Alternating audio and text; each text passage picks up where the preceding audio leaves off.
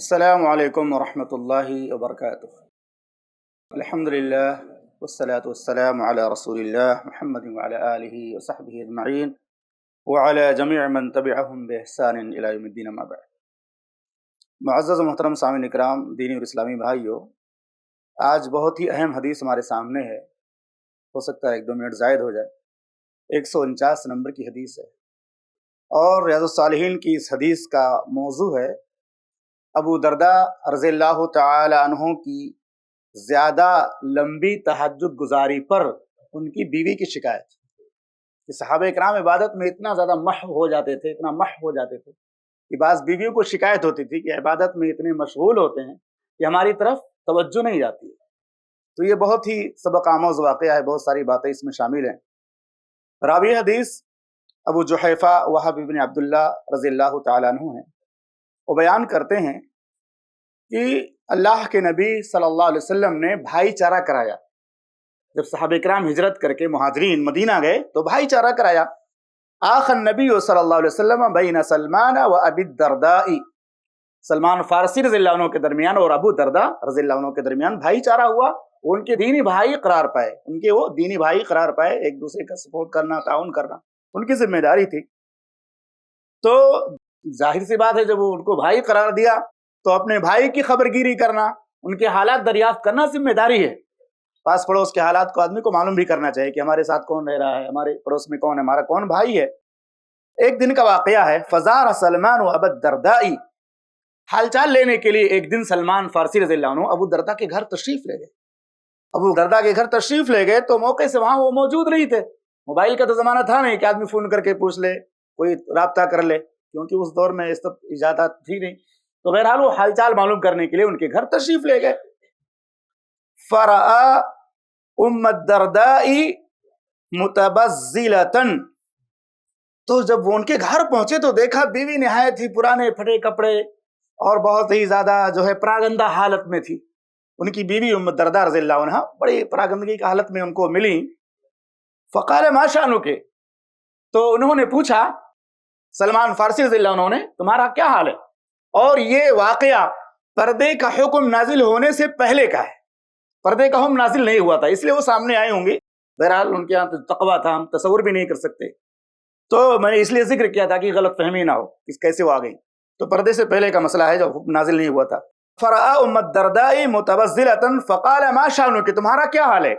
تو انہوں نے جواب میں اپنی حالت کا ذکر نہیں کیا، اپنی حالت بتانے کے لیے اپنے شوہر کے حال کا بیان کیا، اپنی حالت بتانے کے لیے اپنے شوہر کی حالت کا تذکرہ کیا تاکہ سمجھ جائیں کہ میں کس حالت میں ہوں۔ اشارے میں، کنایے میں کیا کہا؟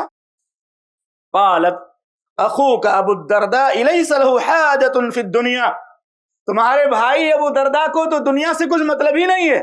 یہی جملہ بول کر انہوں نے اپنی دل کے درد کا اظہار کیا کہ تمہارے بھائی جو ابو درداء ہیں انہیں دنیا سے کوئی واسطہ ہی نہیں، یعنی وہ ہمارا خیال نہیں کرتے جس طرح خیال کرنا چاہیے۔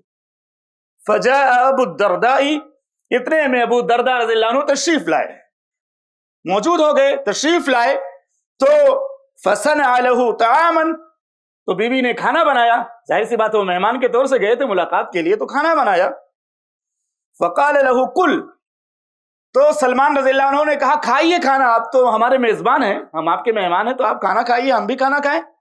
فقال له کل، تو انہوں نے کہا کہ کھانا کھائیے۔ اس کے بعد کہتے ہیں سلمان رضی اللہ تعالیٰ عنہ کے لیے کھانا تیار کیا گیا، اور ان سے ابو درداء نے کہا، ابو درداء نے ان سے کہا جو ان کے میزبان تھے، کل، کھائیے، فإنی صائم۔ کون کہہ رہے ہیں؟ یہ سلمان رضی اللہ عنہ کو ابو درداء رضی اللہ عنہ کہہ رہے ہیں کہ آپ کھانا کھا لیجئے، یعنی ابو درداء میں روزے سے ہوں، میں روزے سے ہوں۔ تو سلمان رضی اللہ عنہ نے کہا ما انا بآکل حتی تاکل، میں جب تک نہیں کھاؤں گا جب تک آپ نہیں کھائیں گے، کیونکہ آپ میزبان ہیں، میں تو مہمان ہوں، آپ بھی ہمارے ساتھ کھائیے۔ ان کو پتا تھا، بیوی نے شکایت بھی کی تھی، وہ بتا بھی دیا تھا کہ ان کو دنیا سے سروکار نہیں ہے، تو انہوں نے یہاں تک کہا ما انا بآکل حتی تاکل، جب تک آپ نہیں کھاؤ گے تب تک میں بھی کھانا نہیں کھاؤں گا، کہ آپ میزبان ہیں، میں آپ کا مہمان ہوں۔ اس کے بعد کھانا کھایا انہوں نے، اور وہ توڑ دیا روزہ، نفلی روزہ تھا نا، نفلی روزہ توڑنے میں کوئی فدیہ وغیرہ نہیں ہے۔ فلما كان الليل ذهب ابو الدرداء يقوم، جیسے رات شروع ہوئی، کھانا کھانے کے بعد جب رات کا تھوڑا حصہ گزر گیا، ابو درداء تہجد گزاری میں لگ گئے. ابو درداء رضی اللہ عنہ تہجد کی نماز پڑھنے لگے.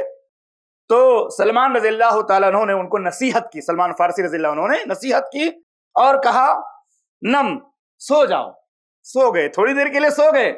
جب ان کو اندازہ ہوا کہ سلمان بھی سو گئے ہوں گے، پھر اٹھ کر پڑھنے لگے نماز. تھوڑی دیر کے لیے سوئے ہوں گے، کچھ وقت کے لیے. اس کے بعد کہتے ہیں ثم ذهب يقوم، پھر کچھ دیر کے بعد یا کچھ وقفے کے بعد دوبارہ ابو درداء رضی اللہ عنہ کھڑے ہو کر پھر تہجد پڑھنے لگے. یعنی ان کی عبادت گزاری کا یہ حال تھا. فقال له نم، تو پھر انہوں نے کہا، سلمان رضی اللہ عنہ نے کہا آپ سو جائیے، آپ کو سونے کا ٹائم ہو گیا، آپ بھی سو جائیے. فلما كان من آخر الليل قال سلمان قم الآن، جب رات کا آخری حصہ آیا تو سلمان فارسی رضی اللہ عنہ نے انہیں بیدار کیا کہ آئیے اب نماز پڑھیے، اب جو ہے نماز کا تہجد کا بہترین وقت آ گیا ہے. قم الآن فصلیا جمیعا، تو اس وقت دونوں نے رات میں مل کر نماز پڑھی. ابو درداء رضی اللہ عنہ اور سلمان فارسی رضی اللہ عنہ نے تہجد ایک ساتھ پڑھی. لیکن سلمان رضی اللہ عنہ کا کہنا تھا کہ بہت زیادہ سختی اختیار مت کرو، آرام بھی کرو، عبادت بھی کرو. فقال له سلمان، اس کے بعد نصیحت کی نماز کے بعد سلمان فارسی رضی اللہ عنہ نے نبی صلی اللہ علیہ وسلم کی جو حدیث معلوم تھی، انہوں نے نصیحت کرتے ہوئے حدیث پڑھی اور کیا بیان کیا، ان لربک علیک حقا، اے ابو درداء تمہارے رب کا بھی تم پر حق ہے، اور وان لنفسک علیک حقا، یہ حدیث رسول ہے، اور تمہارے نفس کا بھی تم پر حق ہے، ولاہلک علیک حقا، تمہاری بیوی کا بھی تم پر حق ہے. فاعط کل ذی حق حقہ، ہر حق والے کو اس کا حق دو، اللہ کا بھی حق دو، بندوں کا بھی حق دو، بیوی کا بھی حق دو، سب کا حق دو، اپنے نفس کا بھی حق ادا کرو. کہتے ہیں اس کے بعد کیا ہوا، جب صبح ہوئی تو اللہ کے نبی صلی اللہ علیہ وسلم کے پاس آئے، ان کو نصیحت کیا کہ ہر حق والے کا حق دے دو. اس کے بعد صبح میں یہ یعنی سلمان فارسی رضی اللہ تعالیٰ عنہ اللہ کے نبی صلی اللہ علیہ وسلم کی خدمت میں حاضر ہوئے اور پورا واقعہ بیان کیا کہ ایسا ایسا انہوں نے کیا، تو میں نے ان کو تنبیہ کی، نصیحت کی اور اس سے سمجھایا. فقال النبی صلی اللہ علیہ وسلم صدقا، اللہ کے نبی صلی اللہ علیہ وسلم نے سلمان رضی اللہ عنہ کی تصدیق فرمائی، کہا تم نے بہت اچھا کہا، تم نے صحیح بات بیان کی، جو بھی نصیحت کیا تم نے اچھی نصیحت کی. تو اس حدیث سے یہ بات ثابت ہوتی ہے کہ صحابہ کرام عبادت کے کتنے شوقین تھے. اس میں ایک لفظ ہے متبذلہ. متبذلہ ایسی عورت جو سادہ یا کام کاج کے کپڑے پہنتی ہو، یعنی بغیر زینت کے، ایسے ہی سادہ لباس میں پھٹے پرانے کپڑے میں رہتی ہو، جو زینت کے لباس چھوڑ کر پیشے یا کام کے مطابق لباس پہنتی ہو. اور اس کے بعد جو انہوں نے بیان کیا کہ تمہارے بھائی کو دنیا سے کوئی جو ہے سروکار نہیں ہے، دنیاوی ضرورت یعنی عورت کا اپنے شوہر کے لیے زینت اختیار کرنا چاہیے اس کو، لیکن شوہر پرواہ نہیں کرتا ہے، تو اس لیے ہم بھی جو ہے اسی طرح سے زندگی گزارتی ہیں. اس کے بعد کہتے ہیں کہ یہ زیارت اور گفتگو اس وقت ہوئی جب پردے کا حکم نازل نہیں ہوا تھا، اس لیے وہ سامنے آئی اور انہوں نے بات کیا.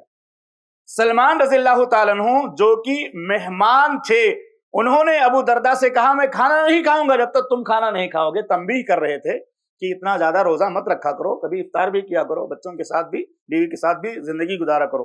تو انہوں نے کھانا کھانے سے انکار کیا جب تک وہ کھانا نہ کھائیں. ان کا عبادت سے روکنا مقصد نہیں تھا، بلکہ اعتدال اختیار کرنا مقصد تھا. اعتدال اختیار کرو، ہمیشہ روزے میں مت رہو، کبھی افطار بھی کر لیا کرو. اب یہاں پہ ایک نکتہ ہے، بڑا دلچسپ نکتہ ہے، اور جو شارحین حدیث نے لکھا ہے کہ ام درداء رضی اللہ تعالیٰ عنہ نے جب سلمان سے کہا اخوک ابو الدرداء لیس لہ حاجۃ فی الدنیا، ان کا مطلب یہ تھا کہ میرے شوہر دنیاوی رغبتوں سے حتیٰ کہ ازدواجی تعلقات سے بھی دور رہتے ہیں. ازدواجی تعلقات کی طرف اشارہ کیا، کھل کر بیان نہیں کیا، ادب کے انداز میں. دنیا سے کوئی سروکار نہیں، مطلب میرے بستر پہ بہت کم آتے ہیں، میرے ساتھ تعلقات بہت کم قائم کرتے ہیں. لیکن چونکہ وہ عورت تھی، خواتین سے ان کا تعلق تھا، ایک با پردہ اور حیا والی خاتون تھی، تو صراحتاً انہوں نے اس کا ذکر نہیں کیا، اشارے میں کہہ دیا کہ دنیا سے ان کو کوئی سروکار نہیں ہے، اور انہوں نے وہ دوسری ایسی وضاحت سے کوئی بات بیان نہیں کی. اب یہاں پہ ایک دلچسپ نقطہ جو شارحین حدیث نے لکھا ہے وہ یہ ہے کہ ابو درداء کی 2 بیویاں تھیں، اس میں 2 بیویوں کا ذکر کیا ہے، ایک تھی صغرا اور ایک تھی کبرا. کہتے ہیں ام ابو درداء کون سی تھیں؟ جب ابو درداء غیر حاضر تھے، جو سلمان رضی اللہ عنہ سے جن سے بات چیت ہوئی تھی، وہ کہتے ہیں خیرہ بنت ابی حضرت الاسلمیہ تھی. خیرہ بنت ابی حضرت الاسلمیہ یہ الکبرا کے نام سے مشہور تھی، ایک بیوی کبرا کے نام سے اور ایک صغرا کے نام سے. تو کہتے ہیں یہ جو ام درداء تھیں، یہ ان کی وہ بیوی تھیں جن کا نام خیرہ بنت ابی حضرت الاسلمیہ تھا، یعنی بڑی صحابیہ ام درداء اور ایک دوسری صغرا ام دردہ صغرا جن کا نام حجمیہ تھا. یا اس طرح سے 2 بیویوں کا تذکرہ چونکہ تھا، اس لیے محدثین نے وضاحت کیا ہے کہ یہ جو ہے ان کی بیویوں میں سے ام دردہ کون تھی. یہ حضرت خیرہ بنت ابی حضرت الاسلمیہ تھی، یعنی ان کی کئی بیویاں تھیں، غالباً 2 بیویاں رہی ہوں گی. تو امام بخاری رحمہ اللہ نے باب باندھا ہے کہ اگر کوئی آدمی نفلی روزہ رکھے ہو مہمان آ جائے تو روزہ توڑ دے، افطار کر لے اور مہمان کے ساتھ کھانا کھائے، اس کی عزت افزائی کرے. ایک دوسرا مسئلہ امام بخاری نے ثابت کیا ہے کہ اگر کوئی مہمان آئے تو گھر میں جیسا بھی میسر ہو کوشش کر کے اچھا کھلائے. اس کو تکلف تھوڑا کر سکتا ہے، مہمان کے لیے تھوڑا تکلف کرنا جائز ہے، یعنی جو اس کی حیثیت میں ہو. اور ایک جو ہے روایت ملتی ہے مسند احمد کی، جس میں یہ اللہ کے نبی صلی اللہ علیہ وسلم نے تکلف سے منع کیا ہے. تو محدثین نے اس میں تطبیق دی ہے کہ میزبان کو چاہیے جو کچھ گھر میں موجود ہو وہ مہمان کے سامنے پیش کرے. ایسا تکلف نہ کرے جو اس کی طاقت سے باہر ہو، ایسا تکلف نہ کرے جو اس کی طاقت سے باہر ہو. جتنا وہ کر سکتا ہے وہ کرے، جو اس کی طاقت یا حیثیت سے باہر ہو ایسا نہ کرے. البتہ اگر گھر میں کچھ بھی موجود نہ ہو تو کھانا پکا لینا یا معمولی جو بھی اہتمام کر سکتا ہے وہ کر سکتا ہے، اس میں کوئی حرج کی بات نہیں ہے. اور اس کے بعد ذکر کیا کہ یہ انبیاء کی سنت ہے، مہمان نوازی کرنا انبیاء کی سنت ہے. اور ابراہیم علیہ السلام کا جو ہے مکمل ذکر کیا، وہاں پہ ان کا واقعہ حل اتی کا حدیث ضیف ابراہیم المکرمین، تفصیلی واقعہ وہاں پہ موجود ہے، وہاں پہ ذکر کیا محدثین نے. تو کہنے کا مطلب یہ ہے کہ استطاعت کے مطابق جو ہے مہمان کی مہمان نوازی کرنا چاہیے اور اس میں کوئی کمی نہیں کرنی چاہیے. اسی طرح سے ایک مسئلہ یہ ہے کہ مہمان کو کتنے دن تک اس کی مہمان نوازی کرنے کا اس کو جو ہے اس کا حق ہے. نبی صلی اللہ علیہ وسلم نے فرمایا کہ 1 دن اور 1 رات، کم سے کم 1 دن اور 1 رات مہمان کی مہمان نوازی کرنا چاہیے، اس کا حق ہے. خاص مہمان نوازی جیسے عمدہ پکوان بنانا، خصوصی اہتمام کرنا، کچھ اچھا سالن بنا کے دینا. اور ایک روایت میں جو ہے 3 دن کا تذکرہ ہے، تو کہتے ہیں 3 دن والی جو بات ہے وہ عمومی مہمان نوازی ہے. 1 دن تو اسپیشل مہمان نوازی ہونی چاہیے اس کی، لیکن 3 دن تک اس کا حق ہے. یعنی 1 دن کے بعد 2 دن اور اس کو اپنے پاس رکھنا چاہیے اگر وہ رہنا چاہتا ہے تو، یعنی 3 دن تک یہ سنت ہے. اس کے بعد کہتے ہیں کہ مہمان کو بھی چاہیے کہ 3 دن سے زیادہ نہ رکے. 3 دن سے زیادہ کچھ لوگ جا کے وہیں بس جاتے ہیں، نکلتے ہی نہیں ہیں.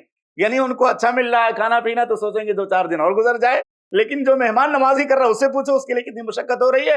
کہتے ہیں کہ مہمان نوازی جو آدمی کرتا ہے وہ 1 دن 1 رات کرے اور 3 دن 3 رات، یہ عمومی اس کا جو ہے اس کی ذمہ داری ہے کہ وہ کرے. لیکن مہمان کو 3 دن سے زائد نہیں رکنا چاہیے، کیونکہ ابن بطال رحمہ اللہ فرماتے ہیں کہ یہ صدقہ مانگنے کے مترادف ہے. 3 دن سے زیادہ اگر وہ رہے تو گویا صدقہ کھا رہا ہے وہ، یعنی اس کا وہ حق ختم ہو چکا ہے. تو 3 دن سے زیادہ رکنے سے جو ہے منع کیا. اسی طرح سے ایک بات اور شارحین حدیث نے لکھی ہے کہ ام دردہ رضی اللہ تعالیٰ عنہ دراصل اپنے شوہر کی زیادتی یا غفلت پر شکایت کر رہی تھی، لیکن ان کی شکایت کا انداز تو دیکھیے، شکایت کا انداز دیکھیے. کہتے ہیں ان کی شکایت میں تلخی یا طعنہ یا الزام نہیں تھا، بلکہ بڑے وقار کے ساتھ کہ ان کو دنیا سے مطلب نہیں ہے. بہت اچھے انداز سے انہوں نے شکایت جو ہے کی.